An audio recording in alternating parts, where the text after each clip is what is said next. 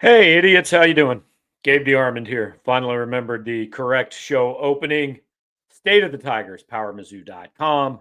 Every Monday night, we just get together and we act like idiots, and you guys come on and listen, and we're all idiots together. So appreciate it. Not dumb, though, not the behavior of an idiot. Get in touch with our friend James Carlton, Webster Groves, Missouri, State Farm Insurance. Check them out at carltoninsurance.net. Give them a call at 314 961 4800. All of the wonderful 5-star reviews on Google will tell you that only the smartest people use James Carlton as their insurance agent. So we ask you to do that as well. And for every quote he gives out, he's going to help out Mizzou's NIL efforts, which have never been more important than in about 18 days when the transfer portal opens. And that's what we're talking about tonight. We're going to pop Cody Goodwin on to the screen right now. There he is. Transfer portal. So, like, here's my favorite thing about the portal today, Cody. Josh Manning enters. That wasn't my favorite thing. I don't have anything against Josh. He's a good kid. But my favorite thing is one of the responses. So when does the good news start? I'm like, well, the portal doesn't open for 18 days, so it's only bad news for everybody till then. Yeah, and I don't know how true this will be with some of the early entrants because I think since the season ended, we're up to 4 now that have entered the portal and 5 total if we add Caleb Flagg, even though that was known way back in September. But just because they're entering the portal doesn't mean they can't reverse course and come back. And I understand that that's probably not going to apply to the guys that are currently leaving, which, as we know of right now, James Madison, Brendan Haygood, Marquise Davis, and Josh Manning. But you never know, right? Like we've seen it on occasion at various schools where kids go to the portal and then, they turn around and circle back a day later, or they don't really like what the market ultimately became. So they just decided to stay put. There's a lot of interesting, weird things that will happen in this portal cycle. And I think it was Drinkwitz that said, I don't know if he told it to us or if he said it on some random interview, but he believes that this could be a pretty wild portal cycle or portal window, I suppose, because one, it's the only one. And on top of that, like it is the first portal cycle within the new rev share agreement since the House settlement. And so there's going to be I think a ton of movement, or at least he believes there's going to be a ton of movement. And I think the early returns so far, like there's almost 500 kids, I think already who have announced plans either through an insider or their agent or a posting or whatever that they plan on entering the portal. And I think that's only going to continue to skyrocket as teams continue to navigate this negotiation season, we'll call it. I like how you said they've announced through an insider or an agent, like those are different things. Good work there. But the portal season felt like the first big kind of a wow day. Dylan Raiola in, DJ Lagway in, starting linebacker from Texas in. I can't remember. He has a name that I'm not good at pronouncing. But a starting linebacker from Texas who's had like 65 tackles each of the last 2 seasons, he's going to enter. So it felt like some of the big names have gone in. I don't want to say I was necessarily surprised by Josh Manning, but it's the most surprising of the 4 that have happened so far, because Josh did play and he did start and he was on the field a lot. When we tweeted out the news, I got a lot of replies that were some variation of, do you think this has anything to do with our complete inability to throw a forward pass? Could have been related. Yeah. I mean, it could have been. There's a number of different ways to look at this, right? It's Josh Manning. Let's look at it from his perspective first, right? He has 1 year of eligibility left. He probably wants to go somewhere, whether it's Power 4, G5, wherever. He's good enough to probably stay at the Power 4 level, but he wants to go somewhere that he can probably be wide receiver 1, like guaranteed. Maybe not guaranteed, but at least have the opportunity to be that dude, because he's got 1 more year to put out tape that could potentially send him to the NFL, right? And you look at Mizzou's roster right now, like, yes, the receiver room was underwhelming this season, but I think we all see Donovan Olubade coming down the pike, and it's like he's probably going to be the centerpiece of the receiver room moving forward. And so Manning wants to be that, and so he wants to go somewhere where he can be that. And so from that aspect, I don't necessarily blame him. What does it mean for Missouri? You're losing the most experienced, I think, in terms of total snaps a most experienced receiver that they had this past season. Like he played more snaps than Kevin Coleman. I know Kevin Coleman was the most productive receiver. We mentioned Alubade is probably going to be wide receiver 1 moving forward, but Manning was on the, like he very rarely came off the field, right? He was a willing blocker. He was pretty good when they threw at him. So to people's point about, is this an issue with Missouri throwing the ball forward? I'm sure that may have played at least some role. I don't know how big of a role, but I think that's at least part of it, you know? And then, I mean, the other thing too, is like Drink talked pretty highly of the receivers that they recently signed. I don't know how much those guys are going to get run immediately. You know, but Missouri's also in the market for an offensive coordinator right now. And maybe, you know, some could have said that like, hey, Manning, maybe be patient, see what's coming, or maybe he already knows what's coming and he doesn't necessarily like it, whether that's personnel or who the coach is going to be. And he just kind of wants to go somewhere else. I don't know. Change of scenery usually helps a lot of people sometimes. Maybe I shouldn't say usually, but there is that chance that a change of scenery could help him. And, you know, so you know, taking all the things together, yeah, it's a bummer to see him go, right? In-state kid's been at the program for 4 years. He's been there during the low moments and obviously there during some of the high moments during Drinkwitz's tenure. But, you know, somebody put in the comments, he is replaceable. I think, yeah, like I think he is replaceable in some aspects. Again, bummer to see him go. Good kid by all accounts, productive player, but, yeah, I think, you know, this is part of college athletics, right? Kids kind of come and go, and tight end at Pitt State. That's funny. You know, so this is kind of the world they live in, right? Like kids are looking for opportunities to go play and do the things that they want to do. And I don't necessarily blame them. I would say 2 things with Josh. Number 1, this is based on nothing but kind of my initial reaction. I would certainly keep an eye on Kansas State. That's where Josh Manning was going out of high school. Like he was going to Kansas State. It was done. And then Missouri came in with a better offer and managed to, like, there were people at Kansas State that were shocked when he went to Mizzou. But Colin Klein, the guy who was the offensive coordinator and recruited him there, is now back at Kansas State, and I would keep an eye on that. Number 2, and we kind of said this,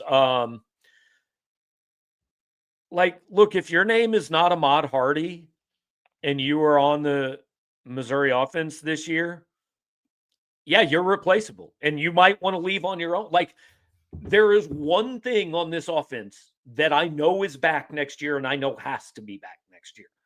That is, and I shouldn't say I know is back next year because, like, it's the port. I expect he will be back next year. But other than that, whatever. If you come back, great. If you don't come back, fine, because nothing else really worked. Yeah, I mean, I think I agree with that. I think Mizzou would be more than happy to welcome Caden Green back with open arms. There was a comment, you know, Alubade. I think that's someone that Mizzou should absolutely keep in the fold if they're going to lose a guy like Manning, you know, especially with, you know, the slot receiver role now very much open as well. But yeah, I think Hardy is obviously priority number 1. Based on everything you and I have heard and seen, doesn't sound like he's going anywhere. The rest of the running back room, obviously with Haygood and Davis going out, is that just the start? Is that it? We don't know. Things we're keeping an eye on. You know, so yeah, I mean, when it comes to the construction of Missouri's 2026 roster, we're still in the very, very early stages. And I think Manning was probably the first, oh, that's interesting portal entry so far. Will there be more? I think we should all maybe brace ourselves for that, just because that's the way college football works nowadays.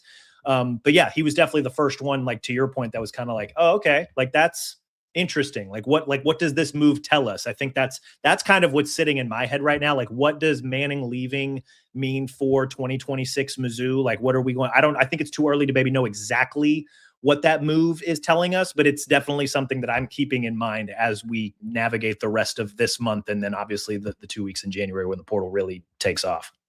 Yeah, and I would say Marquise Davis was interesting, but not surprising. Manning is probably the first one that I go mildly surprised by that. Also, shout out. Here's how we really know the transfer portal started today. TJ Finley's back in, baby. I mean, seventh season, seventh school. TJ is going to be in the portal longer than Diego Pavia is going to play college football. Well, this is a good way to transition. Hayden's asking, will Kirby Moore be calling the plays in the bowl game? No, he is fully Washington State's head coach now. He is gone. I am assuming Josh Manning and Marquise Davis and these other guys are not on the roster for the bowl game. They are not on Missouri's official roster. I mean, they're taking these dudes off like within minutes of the transfer portal announcement, which I appreciate because it saves us time really having to go confirm all these things. Hey, they're not on the roster. They're gone. But Kirby Moore gone. I did about 10 minutes on Saturday morning talking about this. We haven't done a show since the news. I think it's kind of best case scenario for both sides, maybe. I mean, Kirby gets to be a head coach. Missouri gets to go a new direction. And we don't ever really have to know if Kirby would have been back next year if this didn't happen, right? Because I think there's a possibility that he wouldn't have been. But I think it works out well that, hey, Kirby gets a promotion. Everybody says good things. And now Eli Drinkwitz gets a shot to kind of start over offensively.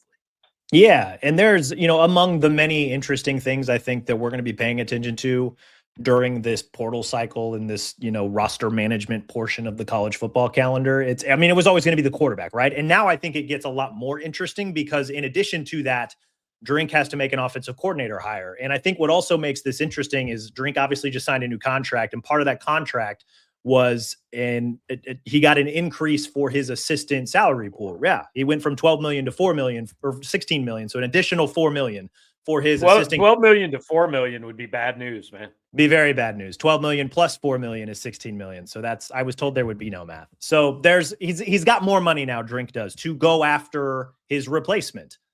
Who is going to be the offensive coordinator, right? It could be somebody he could promote from within, but now you've got some extra cash to maybe go make a splash hire if you want to. I mean, one idea that I have in my head, it's a little further back in my head, but I know I've run it by you too, is like, does Missouri try the teams that have imported both the quarterback and the play caller? Like, is that something that Mizzou might explore?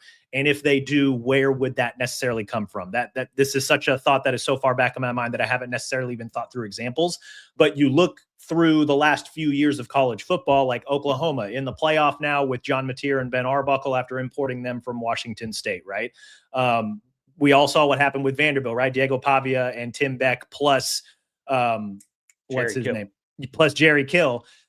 What that happened at Vanderbilt, right? So like, is that something that Drinkwitz is exploring? Is he kind of like, we're seeing in some of the comments now, like give Looper a raise? Like, does Looper become that guy? Does Peeler become that guy, right? Does he, hire from within and give those guys raises and maybe allocate that extra $4 million somewhere else? So like, there's a lot of different ways that Drinkwitz, I think, could go about filling the OC role, and like what his filling the OC role, how that potentially impacts the offense, what that means for the quarterback position. Like, there's a lot of intrigue there. And, we talk about like, what is Manning going to the portal tell us about 2026 Mizzou? We could say the same thing about the whole quarterback OC. What is Drink ultimately going to do there? Like there's still a lot of unknown there as well. And so, yeah, I guess when it comes to Kirby Moore, like congrats to him. Like, it's awesome. Like he's a Power 4. Is Washington State still considered Power 4? I don't know. No. But he's a head college football coach, right? And he's going to do it in an area where he's from. And that's really cool. Happy for him. I think a lot of Mizzou fans are pretty psyched about the fact that he's not going to be the OC anymore. So, okay, like what does the next step of this offense looks like, right? Like we know as long as Hardy's going to be there, they're going to run the ball. But like, what does the passing element of the offense look like? I think that's kind of the biggest question I have about the hire. What does it mean for the quarterback? All those things. Like there's a lot of branches off that tree that we could pick off and probably will pick off as these dominoes fall into place. So the most interesting thing to me, and I don't really expect to know this, but the interesting question about this to me is, will Eli hire somebody who the expectation is kind of you come in and adjust what you do to what we already do, to my offense, to the offense we have been running? Or does he look at this as, hey, this is a chance to turn the keys over to somebody, to say, this is your offense. You do anything you want with it. I am now fully the CEO and I oversee everything. Because look, we don't know this for sure. My impression is that Drinkwitz was still relatively involved offensively in the last 2 or 3 years. Was he calling plays? I don't know that. But like this was mostly his offense. You know, he brought in a young guy who put his spin on what Drink was already doing. And I understand that Drink is an offensive coordinator. I I think this is a chance to look at it and go, you know, it hasn't been great the last 2 years. What if I bring some and now look, I don't expect him to go hire an air raid guy, right? Because like you've got to fit what you do to the personnel you have to some extent. But I think this would be a chance. Even the 2 times he's hired defensive coordinators, it's been they've come in and kind of, or 3 times, they've come in and adapted what they do and adopted Missouri's language because the rationale has been it's a lot easier for him to learn what they know than 100 guys to learn what the one guy knows. I, I'm not sure the worst thing would be to just say, "Hey, man, fresh start. I'm going to go hire the best guy, and if he runs what I run, cool. If he runs something completely different, fine. I'm just going to hire the best guy for the job." I think that's part of the intrigue here, right? Is he can go a number of different directions. With Kirby, I think specifically he brought Kirby in to try and revamp the pass game, and I think we can all maybe agree that personnel maybe limited that this season, right? Talking about the quarterback, Bo Perbula, and then just Matt Zollers and the inexperience.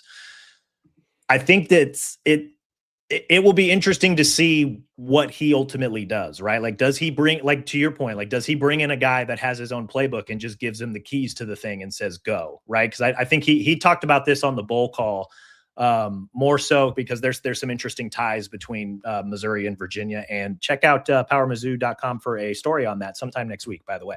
Little tease there. But in the process of talking about the staffs and the connections, Drink talked about Kirby, you know, I have an offensive coordinator. When he came in, he revamped and retooled the pass game, but kept the foundational run game aspects of it. And so when you got a guy like Hardy, you obviously want to make sure that he's going to get plenty of touches throughout the course of a game and a season. And so, you know, if you go after I know you're probably not going to go get an air raid guy, but if you bring in a pass heavy guy, like how does that marriage work? Right. I think that's part of the intrigue here. You know, who is he going to hire? How is that going to mesh? What aspects of the outside zone are they going to keep? Are they like, is he not worried about it whatsoever? Like there's a lot of, when I say that that's a very intriguing hire and just the trickle down effects from that or what make it intriguing. It's discussions like that. Like I think, I don't know. It also, you know, they could bring in an OC and the quarterback room empties out, right? Because they just don't jibe with that for whatever reason. Like there's just so many things like I think the OC, here's a question. Because I wonder in what order the dominoes fall. Do they get the OC hired before the portal opens or after the portal opens? I want to say you need an OC before the portal opens. Like guys on offense are going to want to know who they're playing for and what they're doing. And I understand you can tell them behind the scenes and all that. Here's what we're looking for. Here's what we're doing. But guys want to know because the guys Missouri's going at, the key is Missouri's not going to go in and grab guys out of the portal that don't have other options, that are just like happy to get an SEC offer and they'll jump on it. Like they're going to chase guys that have other options of places that maybe had better offenses last year, that already have the OC in place, that already know the quarterback is in place. And I think, guys, I know we've got a lot of quarterback questions in the chat. And I think the important thing here to mention is we don't know what's going to happen with Missouri at quarterback. Like it is possible Bo Perbula is back next year as the starter. It is possible Matt Zollers ends up as the starter. It is possible the starter is not on this roster. I don't know. I am fairly comfortable saying they will not do something that costs them Matt Zollers, that like sends Matt Zollers into the portal. But that does not necessarily mean he's the starter. So I think you've got to have I think you've got to have the OC in place before that thing opens on January 2nd. Now, you don't have to necessarily have it done before, but I think, I mean, before the bowl game or anything, but I think it's got to be done before January 2nd. I think I agree with that just because you want guys to commit to the system. And also like when you look at like the success that Missouri has had in the portal over the last few years, like they have found guys that have been able to fit their system, right? Like bringing in Kevin Coleman, bringing in Keegan Trost, bringing in, I mean, even look defensively, right? Like you bring in Dane Wilson. I mean, Ahmad Hardy came here because of the run scheme. That's what he said he liked. Also, they paid him. Well, that too, that tends to help, right? And same thing with Damon Wilson. Like you bring him in, you pair him up with Zion Young. That was one of the best pass rushes in college football this year, right? You bring in, Josiah Trotter to kind of clean up whatever comes, whatever Dame and Zion can't get. Worked out pretty well, right? He was all American caliber. So I think it would be wise for them to get the OC hire in place before the portal opens, because they tend to do better when they find guys that fit that system. And so I think that's the first domino that's going to fall. And then I think they'll fall the rest of the dominoes that fall after that, in terms of what's the quarterback situation look like? How are they going to fill some of these holes, whether it's starters or depth on offense? I think those will all fall pretty quickly afterwards, if I had to guess, because I think once they get the system in place and once they bring in a guy and they know what he's about, then they're able to go into the portal and be like, all right, we need that guy. We need that guy. We need that guy. Bring him in. They're going to fit, and then there's also the chance, like, I know I was talking loosely about the whole import the quarterback and the play caller type thing. I mean, you could do the same thing when you import the play caller and some offensive linemen, or bring in some depth at running back, or bring in a receiver that knows the route trees and what they're looking for on specific things. Like there's a lot of different options there. I think that could really, maybe not options, but there's a lot of things I think could fall into place the moment they get the OC in order. And I do think it's imperative that they get that filled before the portal opens. JJ's World was asking, what do we need from a new OC? I mean, look, guys, you just need the best guy. I mean, I don't care what kind of scheme he runs. If he comes with a quarterback that fits, great, cool. If not, you go get the best quarterback you can. But and I want to stress, we don't know who they're going to hire. There's a pretty decent chance the next thing we really hear on the offensive coordinator is, hey, Missouri's zeroing in on this guy. I mean, if we get information, we will share it, but these things tend to be done very quietly and not really in the public eye. But Cody, I'm just curious, like, is there a guy out there that I don't care whether he was on one of the lists I did, whether you saw him on another list, or just a guy in your head that you're like, hey, this kind of intrigues me? We're not saying this is who Missouri's going to hire, just your personal, anything you see that you like. Man, this is gonna be bad podcasting because I don't know if I've actually done too much research on OCs. But I was kind of looking. I don't know. I was looking at some of the quarterbacks that have hit the portal, and it's like, okay, like, do their OCs kind of vibe with maybe what Drink is looking for? And so I think it's also important to remember that there's a lot of people out there who are like, get Sorsby and his offensive coordinator, or get Raiola and this, or this, that, and the next. And I don't know if that's always going to work. I don't know. I think it also kind of, and we'll get to talk to Drink tomorrow, so maybe we'll get to pick his brain a little bit about maybe what specifically he's looking for when it comes to the offensive coordinator. But I think you look for a guy, and I wish I could attach a name to it, but just when I'm thinking, like, you need a guy that obviously is going to be committed to running the ball, but I would like to see a creative pass game play caller, like a guy who maybe has a little bit more of that background working with receivers, working with quarterbacks, I think one position on staffs that you see every now and again is like a pass game coordinator. I'd like to see somebody, maybe not with exactly that background, but somebody who has a background working with receivers, working with quarterbacks a little bit, like somebody that can really jumpstart this pass game. Cause I think after a while this past season, like, we all kind of got tired of watching, these tight end leak concepts, and like, they were really cool early in the season when they were working, but then they started to not work. And, it's like, okay, that's the punch. What's the counter punch? And Missouri didn't necessarily have a counter punch. And again, that could be because of personnel, but also, like, at some point, like, the play caller's got to go pretty deep into the playbook in order to, okay, let's try this, right? Like, throw things at the wall and see if they stick. And so I'd like to see somebody who's got a little bit more of a background working a little bit more with quarterbacks and receivers. And I think Kirby had that a little bit, but I think the offense maybe just got stale. So I would like to see somebody who would bring in more. Somebody says you're talking about Brad Glenn. I have that link up right now on my computer as I'm looking through these things. Where's Brad Glenn? He's at Cincinnati. He was with Sorsby. Okay. So another thing, just kind of an aside, guys, a lot of these quarterbacks that are going in might already know where they're going. So I don't want to say get your hopes up on some of these guys. I know Missouri's probably going to make aggressive plays at these guys that are in the portal, but I would venture to guess 80 to 90% of these guys that are hitting the portal, a lot of the quarterbacks, like the quarterback markets, seem to maybe not solidify, but really get a strong start today. I would venture to guess that most of them probably already know where they're going, or at least have visits kind of quietly lined up. But yeah, I want Missouri to bring, like, the run game's going to be fine as long as Hardy's there. I want somebody to bring in that's going to really like overhaul the pass game and really bring a deep offensive passing playbook to really kind of light that thing on fire for the Tigers. And I want to be clear, like, whoever Eli Drinkwitz, if he's far more qualified than I am to know who a good offensive coordinator is. So I don't care if he thinks the best guy's Jacob Peeler. Cool. I don't particularly want Bobby Petrino. That's my personal opinion.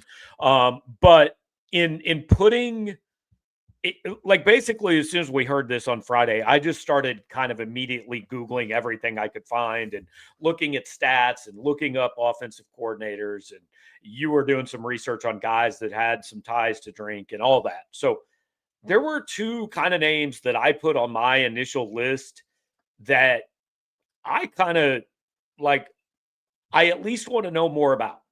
Number one is Jonathan Brewer from Duke. Like, that Duke team was, like, I understand they paid a lot of money for Darian Mensah, who, by the way, I think news came out today. He's looking at the NFL draft. He's either going back to Duke or he's going to the NFL. He's not going to transfer. So that's not a way to get Darian Mensah. But, like, especially if Darian Mensah goes pro, that Duke OC might be interested. You can pay him a lot more money, I bet, than Manny Diaz is paying him. The other one that, like, it just kind of popped into my head because literally when I was doing the hot board, Kyle Whittingham's retirement announcement hit. Like, I would take a look at Utah's offensive coordinator, man. Now, Drink has a little bit of a tie to Jonathan Brewer from Duke because he started with Malzahn, and there are some ties there. As far as I know, he has zero ties to Jason Beck at Utah.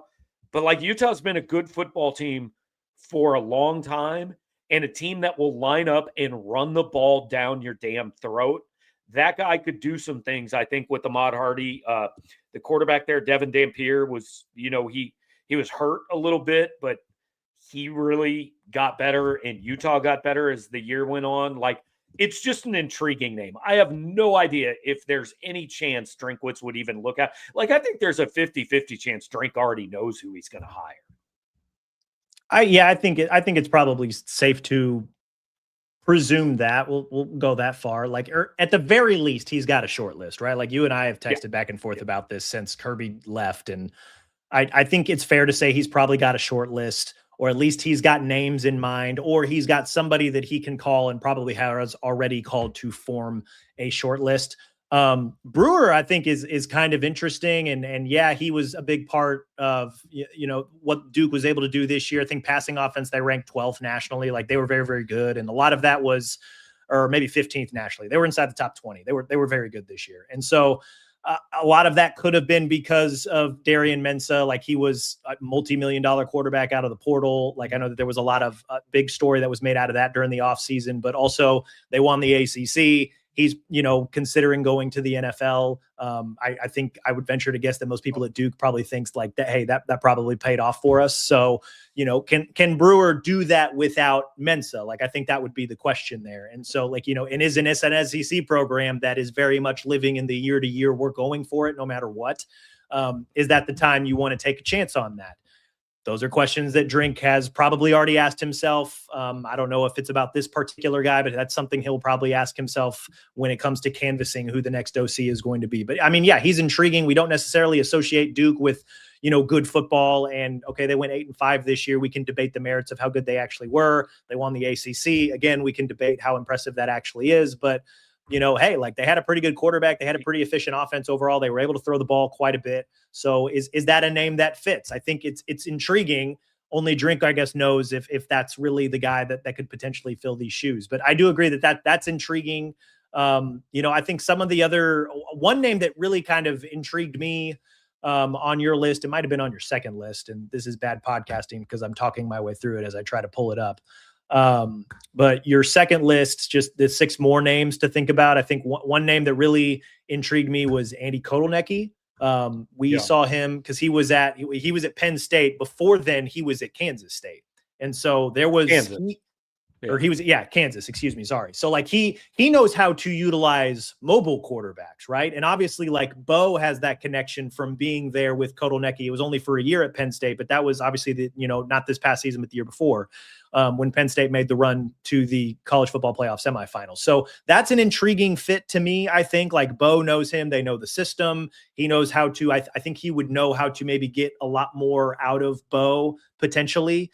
And also like Kotelnicki being at Kansas, right? Like he knows how to use mobile quarterbacks because Jalen Daniels, I think one of the year he was on the periphery of the Heisman was when Kotelnicki was calling his plays. And so that when I read that name, I was like, I hadn't really thought of that, but that's kind of interesting to me if he, becomes available. I know Penn State just hired Matt Campbell and they're in the process of potentially changing. Matt Campbell's already said he's bringing a guy. Like Kotelnicki's not staying at Penn State. So Kotelnicki is now available, right? So that's a name that I think is really intriguing for me just because of what he has proven to be able to do and also what Missouri's current personnel is. I think it'd be a fit. Now, does that mean if you bring in Kotelnicki, him and Bo are all kumbaya and you don't go portal shopping in the quarterback market? I wouldn't necessarily go that far. I think you always have to explore upgrading position groups when you can. And so that's another domino that would, I think, fall if that's ultimately the hire, but we'll see. But that was a name that I found really intriguing. I think that one could be a fit. We will talk to Eli Drinkwitz tomorrow at noon. We'll talk quite a bit about this, I'm sure. And, maybe I'm not going to say come away with a better understanding of what they're looking for. Maybe not. Depends on what he wants to share with us. I think we'll definitely come away with a better understanding of the roster for the bowl game. I would expect some updates as far as, guys who have transferred out, if they're going to be a part of it. I would guess not. Guys who are injured, what their situation is going to be. And Zion Young, who, look, my kind of expectation is probably he's not playing the bowl game after a DWI over the weekend. I mean, I don't know. Maybe, just because you were arrested does not mean you are guilty. So there could be more to that. But I think there's at least a decent chance. Frankly, I think there's a decent chance Zion Young wasn't playing this bowl game anyway, because if his draft stock is what it is, he probably shouldn't play this bowl game. So maybe you don't have to suspend him. Maybe Drinkwitz tells us tomorrow he is going to focus on the NFL draft and not play. And that's a way of just taking care of it regardless of what the disciplinary situation might be. Yeah, I think that's a possibility. And also, like, correct me if I'm wrong, but bowl game doesn't count toward like freshman total games played or snap. Like this is a total freebie exhibition game. Red shirt or not red shirt is already decided for everybody. Okay. So like if Zion ends up having to sit or was choosing to sit, and I think another question there, I think for us, just kind of out of curiosity, is Damon Wilson, right? Because I know he came in kind of with the plan to be one and done. Whether that ultimately becomes the plan, we'll see. That's a little TBD. But there's a chance that he could sit out. And so, I remember when we got to see Dayton Hopkins earlier this year because, who was it? Langdon Kitchen was out with an injury. Nate Johnson got tagged with targeting earlier this year. I think it was against Mississippi State. And so, Dayton Hopkins got to play 20 snaps in that game.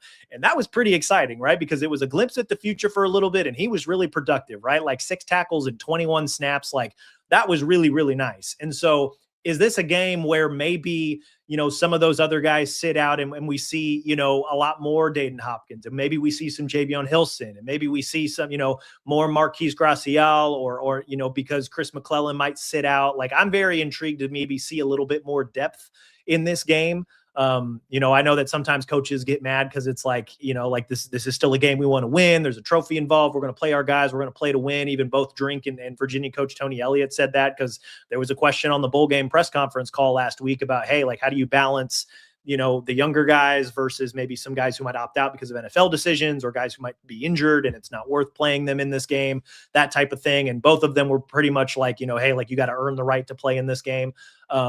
But because it has that freebie nature and that exhibition vibe to it, and we don't have to worry about, hey, if Hopkins plays, is he going to burn his red shirt? I'd like to see some of those younger guys play a little bit. And maybe this is a game where we see Javion Hilson. Maybe this is a game where we see Dayton Hopkins. Some of the depth at linebacker. Do we see some of those guys? I don't know. What do you think? I think you see it if the situation necessitates it. In other words, if there are opt-outs, if there are injuries, whatever, I don't think you play a guy who isn't already in the rotation with the idea. Like a lot of people have said, start Matt Zollers. The only way if Matt Zollers starts at quarterback, I'll tell you that tells me Bo Perbula is transferring and the staff knows it. Because otherwise, Bo Perbula is starting because there is no point in using a bowl game to springboard to next year when half of your roster might be gone next year. Like, I just don't. I believe they will coach to win that day. And if that means playing your guys that you think can win a game, and also the whole play young guys thing. Like, yes, if it's not at the expense of guys who got you here, right? But like, Bo Perbula is more of a reason Missouri's in the Gator Bowl than Matt Zollers is. I think that's fair to say, right? He started 10 games. So if Bo's here and he hasn't told you he's leaving, I think he earned that. I think to start Matt Zollers because, hey, Matt Zollers might be more of the future, I think that's disrespectful. Like, you have to balance it, right? You owe some of these older guys. Like, if Damon Wilson chooses to play the bowl game, he should play over Dayton Hopkins. The only way Dayton Hopkins gets more play is if Damon Wilson says, I'm not playing the bowl game. Then it necessitates moving up. So that's kind of the way I would approach it on that side. I don't know anything else that, as we wrap up and transition to basketball and Drew in a couple minutes, anything else that you like interests you here in the next few days before I think the team will leave next Tuesday for Jacksonville? No, I mean, it really kind of, I'm excited to talk to Drink tomorrow to get some of those updates on, who's playing, who's not. I hopefully, fingers crossed, we have time, but I kind of wanted to ask him just kind of his general view and approach to, what he's referred to as negotiation season, or the negotiation part of the roster management part of the calendar. And, like, we've seen a number of guys who have hit the portal, right? So I'm assuming those negotiations took place and, they made their decisions. And I'm assuming we're going to hear a lot more after the bowl game, right? Probably immediately after the bowl game, a lot of guys are going to opt into the portal or make their NFL decisions. So I think I'm a little bit curious about that. Like, I hate to poo-poo a bowl game, but I'm very much like in the mode of what's 2026 Mizzou going to look like, right? Like, that's kind of where my brain has already transitioned to. And so, what Drinkwood says about that, and admittedly, he probably won't say much, but at least, I'll hopefully get to ask the question if we have time and take care of everything else we need. That's kind of where my brain is at right now. Like, what is 2026 Mizzou going to look like? Who's leaving, right? We're going to find out more about who's leaving and who's coming. And I think the other thing too, to remember as well, is that, was it the SEC just recently had a vote to up their scholarship totals from 85 to 105. So it's going to be a very active portal season, I think, for Missouri, not only just because they're going to have to replace quite a bit and they're going to want to fill some holes here and there, but also, like, they got 20 extra scholarships that they're going to work with, right? So they're going to really try and go find some depth, I think, at a certain positions. And so, there's going to be some random dude near the end of January who's going to commit to Mizzou and everybody's going to be like, what? And we're going to be like, yeah, they had an extra 20 scholarships, right? Like, they're going to throw this guy a bone. So, like, I think that's another thing that's intrigues me a little bit too, is like, you got 20 extra scholarships. How are you going to fill that on your roster? Like, where are you going to find depth at? Where are you going to go get depth at? Like, that's very much where my brain is at right now. All right. Well, we will do another show with Cody at some point before the bowl game. I'm not sure exactly when it is, what the schedule is going to look like, because next Monday, Drew and I are going to be in St. Louis at Braggin Rights. We'll have a post-game show after that. Christmas is in there somewhere. So we will not do a show on Christmas Eve, and we will not do a show on Christmas night. I know that. We will do a show before the Gator Bowl at some point, and then we will have one last post-game show after the Gator Bowl at, I don't know, sometime late at night on the 27th. So, yeah, appreciate it, man. But as we transition, we need to bring Drew on, because I have a very important question for everybody involved. Look at the Spurs jacket. He dressed up. He's got he's feeling himself. We're in the NBA Cup Finals, Gabe. Let me live. That's hang the banner. Hang the banner. Yeah. Okay, but important question, because who knows when we'll get to see each other again over the next 10 days. But what is everybody's favorite Christmas movie? Oh, great question. So I'm a big fan of all of the stop motion, like Christmas stories. So Rudolph the Red-Nosed Reindeer. I like the Santa Claus. I like all of those, like Drummer Boy. I'm very nostalgic for the stop motion movies. I love that. It's clearly a Christmas Story. That You'll Shoot Your Eye Out is the best movie. How has nobody said Elf? Elf's good. I like Elf is good. We do like Elf. Actually, my brother like detests A Christmas Story because they play it on a loop Christmas Day. Yes. Yeah. I watch it. I'm a fan. I detest your brother, so yeah. Well, I guess I'll let him know how that goes. You pass that along. Cody, what's yours? Elf? Oh, Elf, 100%. Yeah. Elf. The best way to spread Christmas cheer is singing loud for all to hear. Okay. You If sit you on want a to sing throne a of song on lies. your way out, feel free. But I'll just have Billy cut you off at any point. Well, I would never sing. That would be just so disrespectful to everybody that's tuning in right now. However, like the second way to spread Christmas cheer, Drew, is a party popper. That's what I've heard. That's what I've been told. Actually, Cody, I did not bring a party popper. I'm in a bad mood. We got stuff to talk about with the basketball team. Boo! That's so bad. I teed you up in everything. I thought you'd be ready. He was No, I ready, did- just not the way you want. No, I'm ready. I'm ready. All right, Coming Drew. in hot. I'll leave you guys to it. Drew's got thoughts. We'll see you later, Cody. All right, as Cody leaves, Drew comes on. Before we get to the hot takes, I do want to remind you one more time, get in touch with our buddy James Carlton. If you're watching on YouTube, his information's been going across the bottom of the screen, but I know some of you guys take it in on podcasts, so do want to make sure to remind you, you can get in touch with James at carltoninsurance.net or by phone at 314-961-4800. I don't know, Drew. It sounds like you got things to say, man. What do you have to say? I actually wrote some things down, if that's okay. Okay. All right. The floor is yours. Get started. All right. Clear out ISO. Here I go. Okay. I have been genuinely surprised by the amount of vitriol that everybody seems to have about Mizzou's basketball team right now, because it feels like so many people watched the border war and took all the hate that they have for Kansas and redirected it toward this team. And I get it. You took a bad loss against your arch nemesis, and you took another loss that you probably should have won against Notre Dame, but it's 2 losses. They're literally 10-2 right now. Can we all take a deep breath? And I know nobody wants to hear anything positive about the team right now. I had a tweet on Sunday that just saying like they had an encouraging performance against Bethune-Cookman, and somebody replied to it and told me to pump the brakes. I didn't say the team was awesome. I didn't say everything's fixed. I just said it was encouraging, and that was too much. And I know everybody is going to jump on me and jump down my throat and tell me the schedule's terrible and 10-2 means nothing. But let's be honest, a lot of people would be just as angry if the schedule was tougher and they lost some of those games. Like, have you seen Mississippi State's record? Because a lot of people, Ken Palm included, had them ranked higher than Mizzou coming into this year, and they're in worse shape than Mizzou right now. Have you seen Texas's record? Have you seen Kentucky's record right now? They have the same number of high major wins. And you might say, Drew, it's Minnesota. That doesn't count for Mizzou. Except Minnesota beat Indiana, which is the exact same team that Kentucky just beat.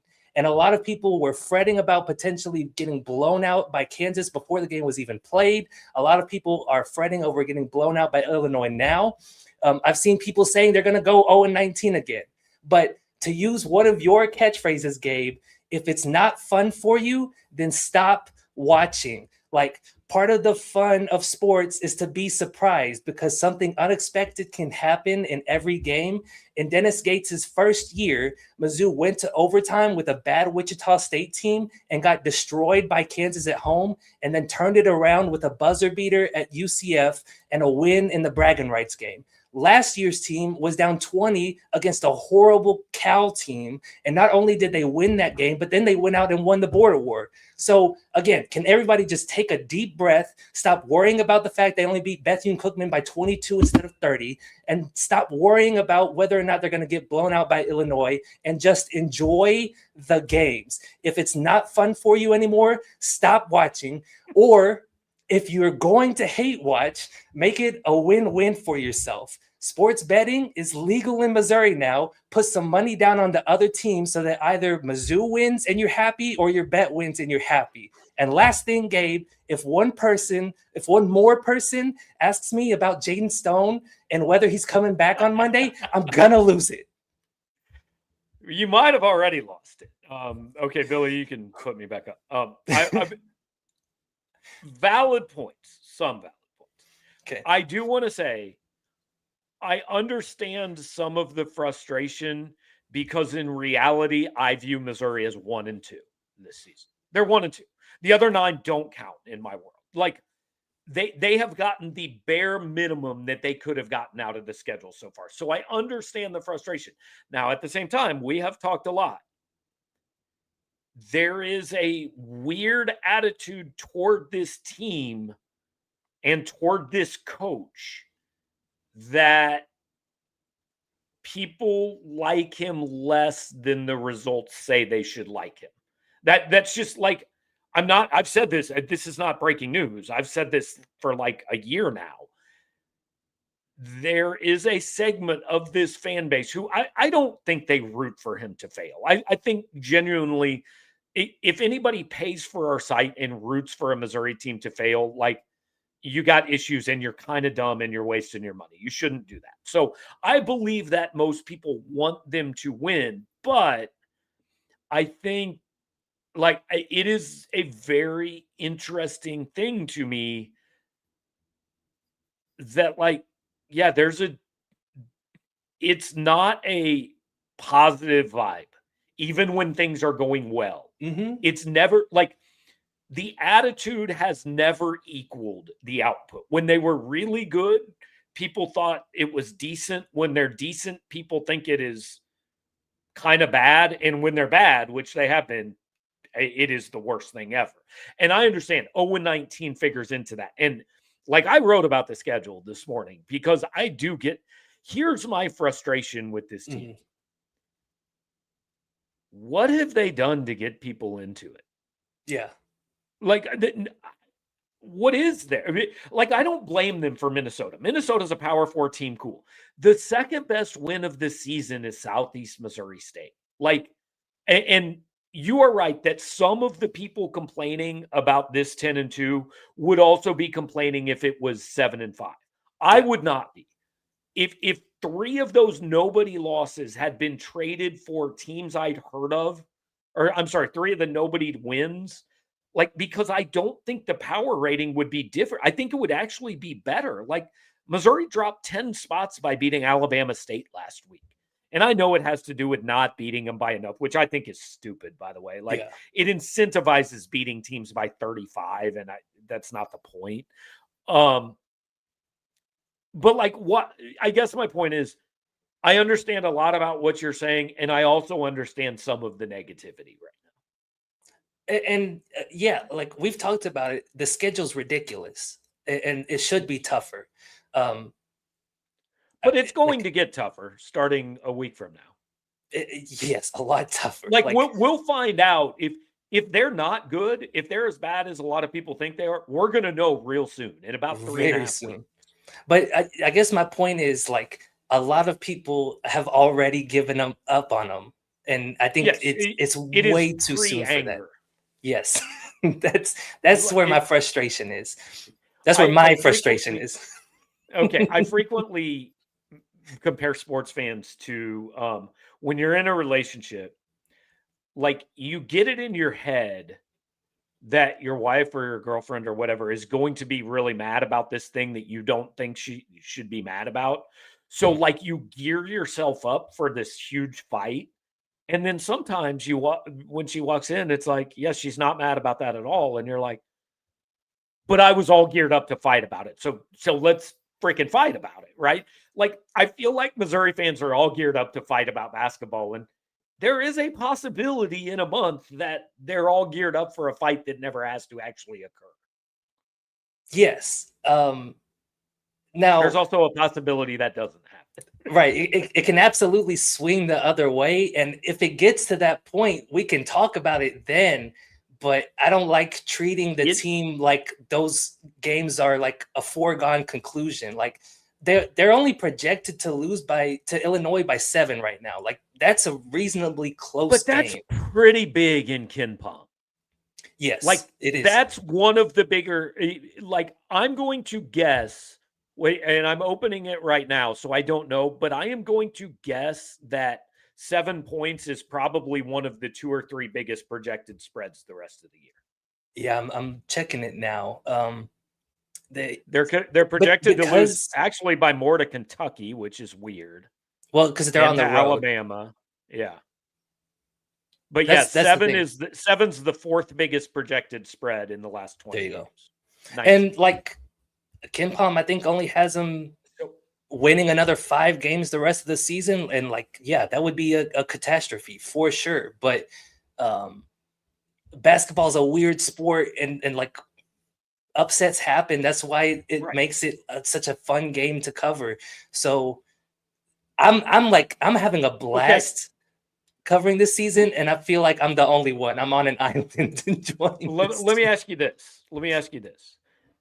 I agree it is too mad to mail in the season and be furious about everything. If Monday night goes a certain way, is that an appropriate time? Or is it still too soon? I would still say it's too soon. Like 10-8 would probably still get them into the tournament. And I don't want to say like, oh, they would easily get to 10-8, but SEC ain't that good this year, Gabe. Like, and Mizzou's got one of the better players in the league in Mark Mitchell. So, and by the way, like we've been harping on Ant Robinson the past 2 weeks. He had a pretty good week. Like he scored 19 and 15. Like it's better than what it had been. But I don't want to see him do it against those teams. I want to see him do it Monday night. And For like, sure. Is that unfair? Maybe it's unfair. But I mean, Missouri played 2 games last week, and like, I take nothing out of either one of them. Oh, like 1000%. Nothing makes me feel any better. No, it didn't make me feel any worse. They won the game. Well, and that's my point is that like they did everything that you would hope to see against Bethune Cookman. Like they had one of their best defensive performances. Mark, Ant, and Jacob Cruz all showed up offensively, and they won by 22 points. Like you can't ask for much more in those kinds of games, right? And so like for a team that was coming off, I can ask to play fewer of them. Yes, you can ask that. I can ask that. But for a team that was coming off of 2 losses and then like a meh win, like that was the kind of performance that you wanted to see. And so like, again, I still think you can. Let me extend it past Monday night. Missouri's next 3 games, and it is a long time. Like they have 12 days off or something. You wrote about this morning too.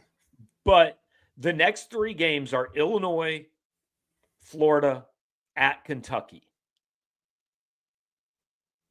How many of those, like, what record in that stretch will tell you it's okay? 1 and 2, I think. They need to win 1, right? They can't go 0 and 3. Because I have a feeling all 3 of these games are going to count as ones. And you really just need a couple of those to start building your NCAA tournament record. Last year's team had a pretty bad quad 1 record, didn't they? Yeah, very bad actually. Yeah, well, they played a lot of games, but they just didn't win very many of them. Yes, but the wins were like massive. You had Florida, Kansas Alabama, at home. Yeah. And so these wins would be pretty high up there compared to last year. They're not top 5 teams, but they are top 20. And so I just think, like, here's why the Notre Dame game, honestly, is the game that right now, I think the Notre Dame game is the game that's killing this. I mean, you lost to Kansas, and that makes people mad because it's Kansas, but it made people more mad because it was on top of Notre Dame. Yep. And now, if you lose to Illinois, you're going to go into the conference season at 10-3. And here's why I think Notre Dame hurts really bad. Because let's say you lose to Illinois. If you lose to Florida, which is certainly possible, Florida's got a boatload of talent, and then you go to Rupp Arena and happen to run into the night Kentucky finally figures it out, and you lose to Kentucky, Dude, you think people are mad now? Like they'll check Right. out. They'll be done. Yeah. It won't matter that you've lost to 3 top 15 teams. It will only matter that you have 5 losses against the only 5 decent teams you played. And what it leads to is then the fan base is going to go forget about it. Well, then the next 2 games are actually at Ole Miss, which is probably more disappointing than Missouri this year, and home against Auburn, which is absolutely more disappointing than Missouri is this year. So those are 2 winnable games. You can't have your fans give up on you before those 2 you can win. You just got to find a way in at least one of the next 3. Right. And like you said, Gabe, like they have to give fans a reason to buy in. They haven't yet so far this year. And so like these next 3 games, like you win one of them, I feel like just about everybody's back on board, right? So just about not everybody. Yeah, I mean there are some people that legitimately after 0-19 will never be back on board. Like I don't think that's an exaggeration. Some people are done till he's gone. It is a small number, but they are loud. But it also gets the team back on track in terms of like where their confidence is, what the ceiling could be, and like what the end goal is going to be for the season. Like winning one of those 3 games sets you up for that. So all this said, like I think you and I both started the season thinking this was an NCAA tournament team and probably semi-comfortably in. Have you changed your mind? I think because I think at the very least, Gabe, I went into the season saying the floor is the top half of the SEC, and that's not what the floor is. Because like the floor could absolutely be like going 4-14 in the conference this season if things don't go according to plan. So I'm kind of on the fence. I don't think that they're a lock to make the NCAA tournament by any means, but I'd say like 60-40. Okay, because if somebody asked me today, I don't think they're a tournament team. I just I haven't seen it against anybody I need to see it against. And because of the way the schedule starts, like Illinois, Florida, Kentucky, if you lose those 3, you're sitting 10-5. Man, I know you've got winnable games, but it almost puts you in a position where you have to win at Oxford. And then you have to beat Auburn here. And then you have to go to LSU and win.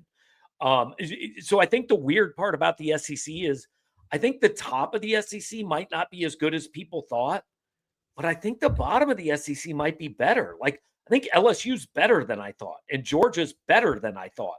And so while some of those top games, maybe they've gone from a 20% chance to win to a 35% chance to win, like it's still hard, whereas the bottom of the league is better than I thought. And all of a sudden you get a little bit more nervous about some of those games. Yeah, and it absolutely, like, every loss is going to build more pressure on the team going forward. And not to talk about a touchy subject, but I know that, like, going into the 2023-24 season, the conference slate there, like, they felt like if they could have taken a win over South Carolina early in the season, like, it wouldn't have gone 0-19 and spiraled out of control the way it did. Or if they pick up a win at Vanderbilt that year, like a whole lot of people feel different about that season. So that's the key. I mean, look at last year. If you beat Vanderbilt last year, I think it all goes different at the end. Yeah, for sure. So that's the most important thing is, like, if you go on a 3-game losing streak in these next 3 games, the chance to avalanche and snowball, like, significantly rises. Excuse me. And you go into every game, kind of like you said, where it's a must win against Ole Miss, and it's a must win at home versus Auburn. And, like, they're projected to lose at Ole Miss right now. So you want to get some of the tide back in your favor. All right, so let's kind of finish up with this. A lot of the talks have been about the schedule, and like I wrote this morning, like it is because it's all we can talk about right now. Like there's nothing else to talk about. They are where they are because of what the schedule is. Like this has to be different next year, Drew, doesn't it? The schedule. The schedule. Like, you've got this class you're trying to showcase. You've got the number 3 player in the country. Mm-hmm. Nobody's putting you on ESPN against Alabama State. You've got to play somebody.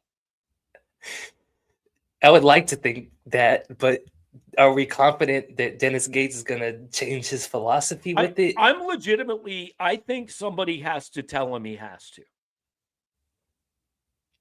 But who? Because he gets the final say on it. The athletic director.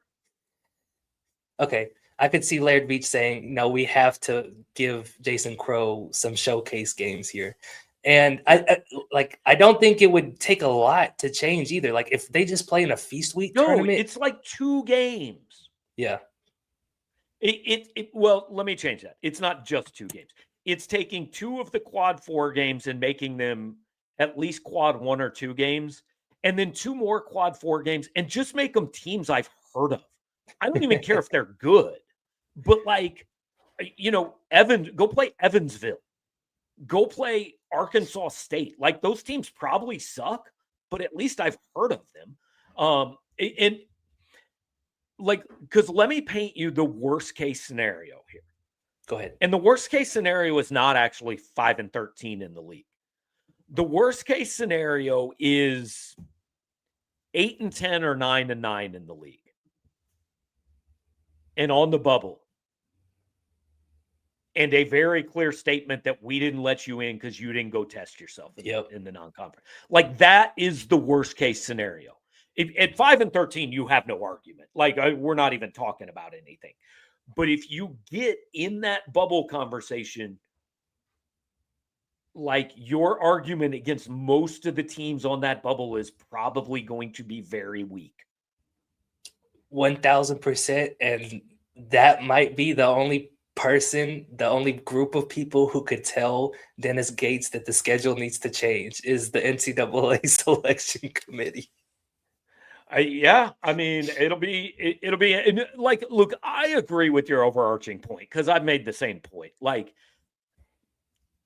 the anger and the irritation at this team is over the top. But like they have to do something to stem that. They've got to give people a reason to buy in, and we haven't really seen it yet. Like the second best win of the season is SEMO, dude. That's not enough right now. Yeah. But again, I also don't think that means you can't enjoy like what they have done so far. Like Mark Mitchell's been awesome this year. Jacob Cruz has the number 4 offensive rating in the country, and it's against nobodies, but it's like he's bombing away out there. It's awesome. Drew, have you spent any time on the internet with sports fans of any team? Yeah. Enjoyment is not a thing. It is all anger and madness and frustration. Okay. Nobody calls in to say, I think you're doing a really good job. Nobody calls the restaurant to say, I really enjoyed my meal. Yeah. It's only the bad stuff. That's true. So look, I've been doing this for a minute, and it took me a long time to figure out that like we get trapped in this bubble of a message board and Twitter, and we think it's representative of the bigger picture, and it usually really isn't. Sometimes. Yeah. And I'm in year 4. I should know better than that, but I mean, dude, like I said, I'm in a bad mood today, and sometimes I still forget. Yeah, well, it's almost Christmas, man. You're going to Italy pretty soon. You should be in. Don't tell people that. I didn't say anything about that yet. Oh, you're not going to Italy. Never mind. Oh no, I am. But okay, yeah, my bad. But don't worry, he's going to be at all the basketball games. Yeah, he could go wherever he wants. I'll be back in time for Florida. Yeah. Yeah, not permanently. Like you're not going to cover AC Milan or whatever. Are you impressed? I knew that was a team. I am. Pretty good. Anyhow, hey, somebody did say in the comments they think we do a good job. Merry Christmas. So that's awesome, man. There's one. Somebody did get on to say good job. Shout out Mark. Yeah, I don't know. It is such a weird spot in this schedule. Like, because you had the week of that just didn't matter since the Kansas game. It's another week before they play, and then it's another 12 days after. It's one game in 20 days. And again, I promise This is not a criticism. It's just really weird. I've never seen it before. So Dennis Gates kind of touched on it ahead of this past week of games, and he said, like they've got finals all week this week, and so this kind of allows them to just focus on finals, focus on Illinois, and not have too much on their plate with a game in between. And I think that's actually really smart because a lot of times teams that play during finals week, you'll see those percentages go down, the shooting percentages go down. And because like guys can't get in the gym and get shots up in between classes. So I thought that was a smart move. And then, yeah, like usually after the Illinois game, they'll play one more cupcake on December 30th or whatever. Yeah. They decided not to this year. I'm not opposed to it. It gave me enough time to go to Italy and back for New Year's. So I'm not opposed to a little 2-week break in the action. Yeah, I'm not complaining either. Let's wrap it up by saying this. We don't know when Jaden Stone's going to play. It's possible it's Illinois. I would certainly think by Florida. We have no idea when Trent Pierce is going to play or if Trent Pierce is going to play. And the reason Trent Burns isn't playing is like he's just not good enough at this point. Yeah, because he's not ready. Like, or at least they don't think he's ready. Right. And like whether he's that's the 10th man in a 9-man rotation.